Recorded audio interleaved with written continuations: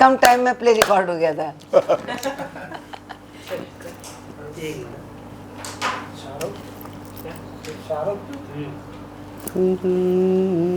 शाहरुख खान, वाह।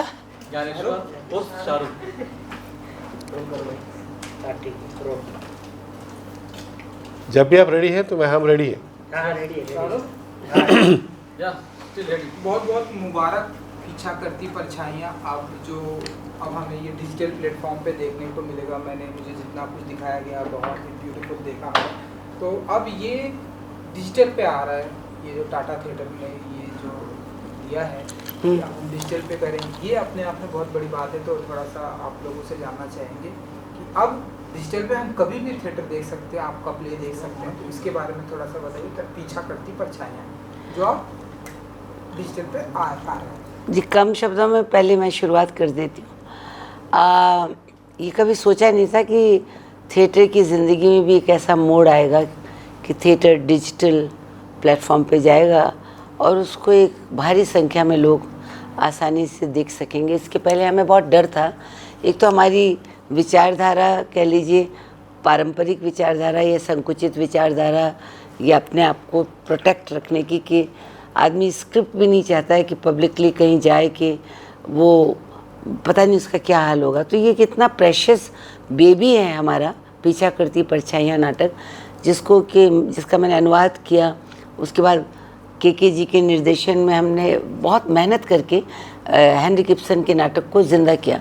तो बहुत डर लग रहा था कि अगर इसको एक बार डिजिटल प्लेटफॉर्म पे दे दिया तो कहीं ऐसा ना हो कि अपने प्यारे बच्चे को आपने किसी अमीर की गोद में डाल दिया और बच्चा जो है वो खो गया ऐसे गुमनाम लोगों के हाथों में। ये डर हमें काफ़ी रोके हुए था। फिर एक बार आकर के उनके लाख समझाने के बाद हम समझने की कोशिश करी और इस विश्वास के साथ आगे बढ़े कि थिएटर को ये कहीं उसकी आत्मा को नहीं मारेंगे। जितना एक पहली पंक्ति का दर्शक होता है उतना डिस्टेंस रख के हमारे लिए वो थिएटर था। टेक्निकल सपोर्ट इनका है कि वो इसको कैसे लेके जा रहे हैं। इन्होंने ना हमें बीच में रोका, न टोका, न क्लोजअप गए, न कुछ किया। अब उससे हमारी समझ में ये आया कि जो हज़ारों की जो जनता जो महरूम थी, जो हमारे पास नहीं आ सकती थी, क्योंकि जिनके अंदर ये कीड़ा अभी आया नहीं कि रंगमंच देखना कितना ज़रूरी है, उन तक जब ये पहुँचेगा तो इससे बहुत फ़ायदा होने वाला है। हमारा ना सही, उन लोगों का जिन्होंने इस परंपरा को देखा नहीं था कि थिएटर किसको कहते हैं, थिएटर कितनी सशक्त एक विधा है। तो आई थिंक कि ये जी थिएटर ने जो एक जीवित विधा को अपने डिजिटल प्लेटफॉर्म के माध्यम से टाटा प्ले पे लाएंगे और इस पे कौन सा है वो डिश पे लाएंगे और एयरटेल पे लाएंगे, तो इससे या कितने लोग देखेंगे। तो अब हम बहुत खुश हैं क्योंकि एट द एंड कलाकार पैसे से भी ज़्यादा रंगमंच का कलाकार दर्शक चाहता है और दर्शक तक उनकी बात पहुंच जाए तो वो लाख टके की बात होती है। So very happy now you can say या मतलब जैसे इला जी ने कहा बिल्कुल सही बात है। देखिए क्या है कि एक लाइव एक्सपीरियंस का अनुभव तो लाइव एक्सपीरियंस ही है, वो तो हमेशा रहेगा। तो इसलिए हमको घबराहट नहीं थी कि ऐसा डिजिटल पे आ गया तो हमारे नाटक का क्या होगा, स्टेज का क्या होगा, ऐसा कुछ नहीं था। क्योंकि इससे फ़ायदा ये है जो हमको समझ में आया कि डिजिटल पे जाएगा तो लोगों कम से कम लोगों को नाटक के बारे में पता चलेगा कि थिएटर भी कोई विधा है, उसके बारे में पता चलेगा। तो ये ऑडियंस को थिएटर में लाएगा, ज़रूर लाएगा। क्योंकि देखिए उसके रिकॉर्ड कर रहे हैं हम, उसके बाद भी ये एक मतलब इनडायरेक्ट एक्सपीरियंस हो जाता है। आप टीवी पे देखते हैं कोई भी चीज़ है वो इनडायरेक्ट एक्सपीरियंस है, डायरेक्ट एक्सपीरियंस नहीं है। लेकिन ये एक्सपीरियंस, ये जो मतलब इन्होंने जो पहल की है इस बात की, इससे थिएटर को पॉपुलर होने में बहुत मदद हो जाएगी। और पॉपुलर जब थिएटर होगा तो जब हम यही नाटक स्टेज पे दोबारा करेंगे तो मुझे लगता है और लोग आएंगे देखने के लिए। कि अगर उनको ये नाटक यहाँ पर पसंद आया तो फिर ये सोचेंगे कि ज़रा रियल टाइम में देखें कि सामने एक्टर को देखेंगे तो कैसा लगेगा। तो मैं इसको एक नेगेटिव नहीं मानता हूँ, इसको एक पॉजिटिव मानता हूँ मैं।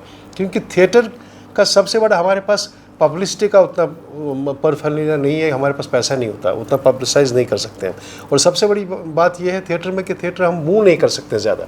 हमने बॉम्बे में किया 10 शो किए, 15 शो किए, 20 शो किए, उसके बाद बंद एट द मोस्ट।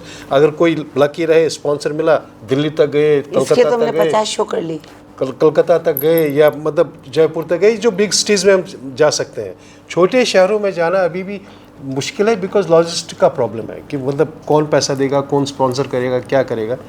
तो क्या होता है कि जो कुछ आप काम करते हैं वो लिमिटेड ऑडियंस तक पहुंच जाता है। तो ये जो इनिशिएटिव इन्होंने किया है, इससे क्या होगा कि जो हमने किया काम वो लोग उन तक पहुंचेगा। लोग जब इसको देखेंगे, उनको अच्छा लगेगा, तो मुझे पूरा यकीन है कि हर शहर में जहाँ भी जिस तरह का नाटक होता है, लोग इंस्पायर हो जाएंगे कि वो नाटक देखने आएंगे स्टेज में। तो जब नाटक देखने आएंगे तो हमारी पॉपुलैरिटी बढ़ जाएगी, थिएटर परिपक्व हो जाएगा और उनको एक अच्छी ऑडियंस मिलेगी। इस भरोसे से मुझे लगता है कि ये बहुत ही अच्छा काम है जो कि डिजिटल पे आ रहा है प्ले।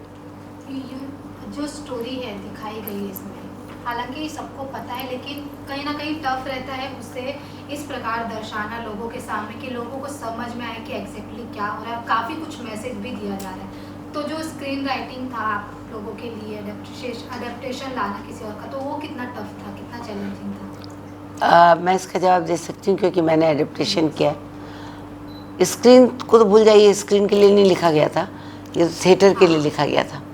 तो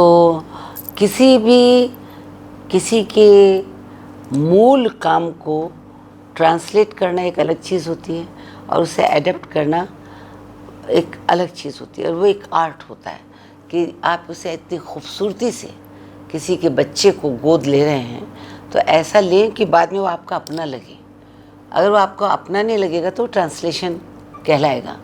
वैसी पोशाकें पहन रही, वो भाषा है, तो इसकी मानसिकता को, इसकी जोग्राफिकली, मेंटली, भाषा वाइज, कॉस्ट्यूम वाइज इसको पूरा ढालना पड़ता है और वो स्क्रिप्ट के लेवल से ही काम शुरू हो जाता है। तो जब मैंने इसको राजस्थान में सोचा, ये कहीं भी हो सकता था, ये किसी मुस्लिम नवाबी फैमिली में भी हो सकता था क्योंकि तबका जो है वो रिचर तबका है, पर मैंने राजस्थान को इसलिए चुना क्योंकि मैं राजस्थान को बेहतरीन जानती हूँ और उसकी कॉमन मैन से लेके और रॉयल्टी तक के सारे लोगों का करीबी मेरा एक ऑब्जर्वेशन रहा है।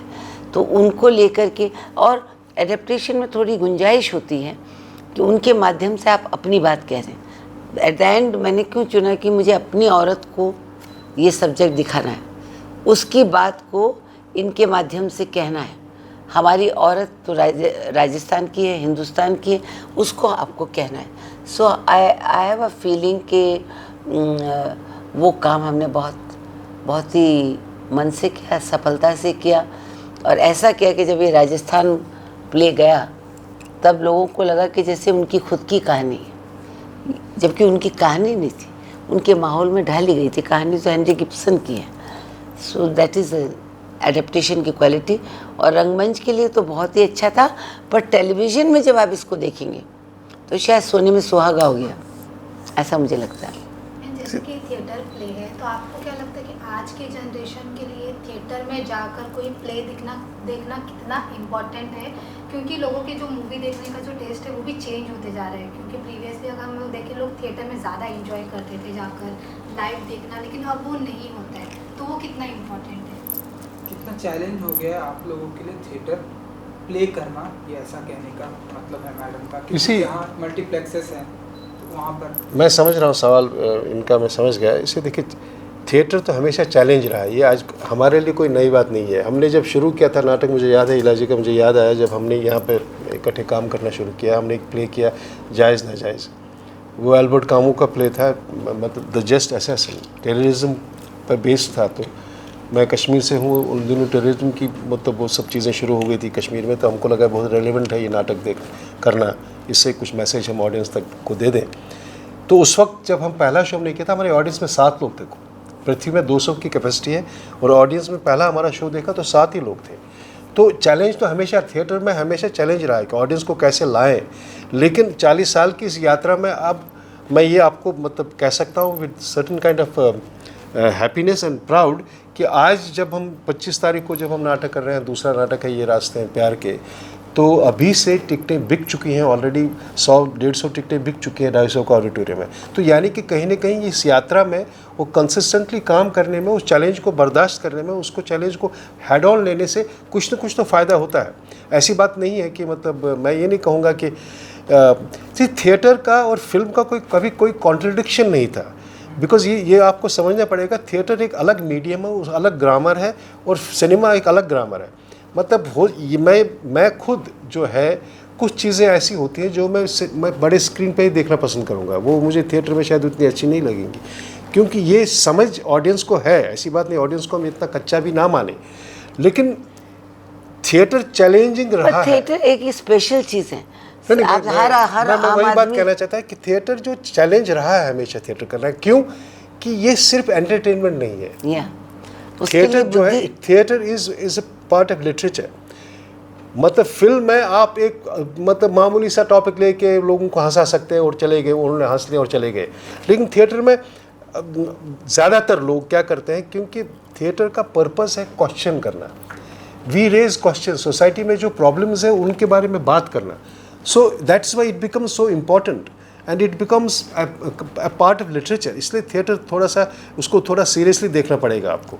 फिल्म में आप जाते हैं, फिल्मों में ऐसा नहीं कि फिल्म में बड़ा अच्छी फिल्में नहीं बनी है, टॉपिकल मतलब बहुत ही लिटरली फिल्में नहीं बनी है, बहुत अच्छी टॉपिक्स को लेके फिल्म्स नहीं बनी है, लेकिन थिएटर हमेशा क्वेश्चन करता है, सोसाइटी को देखता है। कहते हैं कि थिएटर जो है वो मतलब सोसाइटी का आईना है, जो सोसाइटी में हो रहा है उसी को दर्शाने की कोशिश करता है। तो इसलिए थिएटर एंटरटेनमेंट के अलावा चूंकि ये एक क्वेश्चनिंग करता है, क्योंकि ये समाज को उनकी गलत नीतियों पे, जैसे हमारे प्ले में गलत रीतियों पर जो डेकेडेंट वैल्यूज़ है उनको क्वेश्चन कर रहा है कि क्या वो जो यशोधरा भाईसा हमारे प्ले पीछा करती परछाई में कहती हैं, ये सिर्फ थिएटर में पॉसिबल हो सकता है। थिएटर में ये इसलिए पॉसिबल हो सकता है कि उसकी भी एक नीश ऑडियंस होती है। थिएटर एक्चुअली वही देखता है जिसको लिटरेचर से लगाव है, जिसको स्टोरी टेलिंग से लगाव है, जिसको अच्छी एक्टिंग से लगाव है, वही लोग थिएटर में आते हैं। और ये किस्सा ऑल ओवर वर्ल्ड बदला नहीं है, ये ऐसा ही है। वही लोग there is a special class of people who like to watch theatre. It's just like painting है, क्लासिकल म्यूजिक, जैसे क्लासिकल पेंटिंग है। अब पेंटिंग आप एग्जीबिशन, हर एक आदमी पेंटिंग एग्जीबिशन देखने थोड़ी जाता है, सारे लोग तो कभी नहीं, क्यों उनको समझ नहीं आएगी बात। लेकिन अगर कोशिश करेंगे हम देखने की, देखिए जैसे हम जाते हैं देखने के लिए, क्यों हमको लगता है कि ये हमारी ज़िंदगी का हिस्सा है। और हमको पेंटिंग कैसे हेल्प करती है, बिकॉज जब मैं सेट डिज़ाइन करता हूँ प्ले का, या इलाजी सोचते हैं कुछ, तो हमको वो कलर्स, उन कलर्स का कॉम्बिनेशन, उसका जो हमने देखा है उसका एक्चुअल मीनिंग भले ही मुझे समझ ना आया उस वक्त, लेकिन वो मुझे हेल्प करता है। तो कहीं ना कहीं वो हम रिलेट कर सकते हैं। तो आम आदमी को मैं ये एक्सपेक्ट करूं कि वो मतलब हुसैन साहब की पेंटिंग जाके देखे और फिर उसको इलस्ट्रेट करे, बहुत मुश्किल काम है।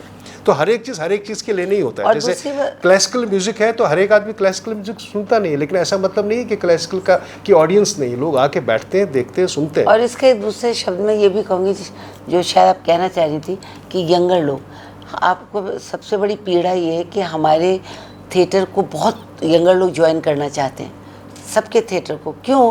कि वो इसको फिल्म तक पहुंचने की सीढ़ी मानते हैं, दूसरे का प्ले कभी नहीं देखते हैं। अपना जो प्ले उनको मौका मिला वो चाहते हैं कि हमारी पब्लिसिटी हो जाए। सो थिएटर के प्रति एक जो रुझान है वो यंगर जनरेशन का है ही नहीं, वो सिर्फ इसको एक सीढ़ी मान के आते हैं। मैं थिएटर जो कर रहे हैं उनकी बात कर रही हूँ। ये तब विकसित होगा जब वो दूसरे का भी नाटक देखें, किसी और का देखें, उसको समझें। हमारे ज़माने में हम सिर्फ थिएटर देखते थे, इतनी खिड़कियाँ नहीं थी एंटरटेनमेंट की। अब इतनी एंटरटेनमेंट की खिड़कियाँ हैं और सब स्टार बनना चाहते हैं। तो इस सिलसिले में मनोरंजन भी बहुत अच्छी तरह से परोसा जा रहा है, अच्छा, बढ़िया, गंदा, सब कुछ। ये इट्स जस्ट लाइक वो पैन एशिया फूड, कुछ भी खा लो, नूडल भी खा लो, दाल बाटी भी खा लो। But theatre is definitely a very very just like golf. दुनिया क्रिकेट करती है ना, क्योंकि वो अब बहुत पॉपुलर हो चुका है, बॉलीवुड भी बहुत पॉपुलर। गोल्फ खेलने वाला एक सेक्शन होता है, चाहे वो कॉमेडी हो, चाहे वो ट्रेजेडी हो, पर थिएटर की समझ जिसको लग जाती है। मराठी थिएटर बहुत सशक्त है, गुजराती थिएटर, एक बार अगर लाइकिंग बन गई उनकी तो दुनिया का कोई आदमी उनको रोकेगा नहीं। साउथ में भी कल्चर है बहुत। इसका मैं एक और एग्जांपल दूंगा कि बिकॉज आप बॉम्बे में हैं और बॉम्बे की कहानी में बताऊंगा आपको कि हम नॉर्मली नाटक करते हैं पृथ्वी थिएटर में, बिकॉज हिंदी की ऑडियंस पृथ्वी थिएटर में है, पृथ्वी थिएटर में हम नाटक करते हैं और वहाँ पे एक कैफ़े चल रहा है साथ में, आप सब गए होंगे पृथ्वी में, और वहाँ पे यंग जनरेशन के लोग बैठे होते हैं पृथ्वी कैफ़े में। मैंने कई बार उनसे कहा कि यार एक बार अंदर तो आओ, वो नहीं, they are not interested because they what is happening inside Prithvi theatre is alien to them and they have no connection with that, they don't want to connect with that. Because अब मेरा ये मतलब मैं यही कह सकता हूँ उनको, एक बार तो आ जाओ, एक बार आ जाओ और देख लो क्या होता है उसमें, लेकिन they are not interested, they are interested in burger, वो जो वहाँ पे चल रहा है वो खा रहे हैं वो सब। So at the end, मुझे ये लग रहा है कि जब तक देखिए ये जो है कि we should not be disappointed with, because मुझे ऐसा लगता है कि थिएटर की ऑडियंस बढ़ी है, थिएटर में लोग आने लगे हैं, थिएटर की टिकट जो 10 रुपये कोई नहीं लेता था आज 500 रुपये की टिकट लेते हैं। Theatre is in progression but it is challenging, definitely challenging. Coming to OTT and coming to these dish Airtel and Dish and Tata Play is a further one more step कि जहाँ theatre जा रहा है, और मुझे लगता है कि इनका जो ये प्रयास है इससे थिएटर और पॉपुलर होगा। नई चीज़ों को एक बार शुरुआत करनी पड़ती है, फिर लोगों को चस्का लग जाता है।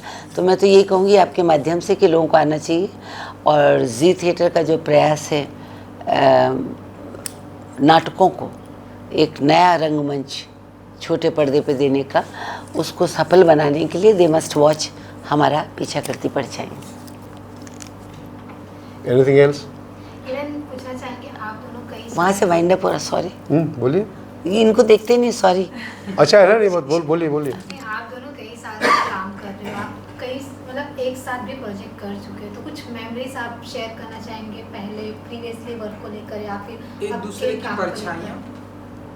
हम एक दूसरे की परछाई नहीं, हम इतना साथ चलते हैं, हम सात्विक रूप है, एक दूसरे के साथ चलते हैं। परछाई नहीं होती तो फिर पकड़ नहीं पाते एक दूसरे को, तो परछाई तो कभी किसी के शैडो में पल नहीं रहे। हमारा अपना एक व्यक्तित्व है, हम साथ चल रहे हैं, और अगर वो ज्ञान का जो सूरज है उससे अगर कोई शैडो है तो वो उस शैडो पे आने वाली यंगर जनरेशन चले। और जहाँ तक है कि टचवुड इसके बाद जाके के जी को एक मिर्ची पहनाऊंगी, खुद एक नींबू पूरा पी जाऊंगी कि लोग ये कह रहे हैं कि 40 साल से दोस्ती कैसे टिकी हुई है, क्रिएटिव दोस्ती। तो उसके लिए क्या है कि ये तो आपका सवाल बिल्कुल जायज़ है, क्योंकि बहुत ग्रुप बहुत जल्दी बनते हैं और बहुत जल्दी टूटते हैं, और अभी तक ईश्वर का ये रहा कि हमारा फोकस जो है ना वो है रंगमंच, क्रिएशन। तो हम उससे अलग हटके अपने बारे में सोच ही नहीं रहे हैं, तो क्लैश नहीं। डिफरेंस ऑफ ओपिनियन जो है वो हमारा वैचारिक क्रिएटिव डिफरेंस ऑफ ओपिनियन हो सकता है, we keep on fighting with each other on that, but the fact is देखिए वर्ल्ड में there are some special people also, and we are the two special people in the world who are working together for 40 years. It has been a great journey, great experience, and what we are happy today is that we have done what we wanted to do. हमने कभी compromise नहीं किया इस बारे में। जो नाटक हमको पसंद है, जिस तरह का नाटक हम करना चाहते हैं, उसमें हमने ये कभी नहीं सोचा कि इसमें कॉमेडी डालो, वो डालो, ये डालो, यार फुहड़ किस्म के जोक डाल दो कि ताकि ऑडियंस आए। ऐसा हमने कभी किया नहीं, और हम जल्दबाजी में भी नहीं, आगे भी नहीं करेंगे, आगे भी ऐसा नहीं करेंगे। और मतलब जाने से पहले मैं वंस अगेन मैं जी थिएटर को और इन सबको थैंक्स कहना चाहता हूँ कि ये वो लोग बहुत अच्छी कोशिश कर रहे हैं कि थिएटर को वो और भी लोगों के सामने पहुँचाए।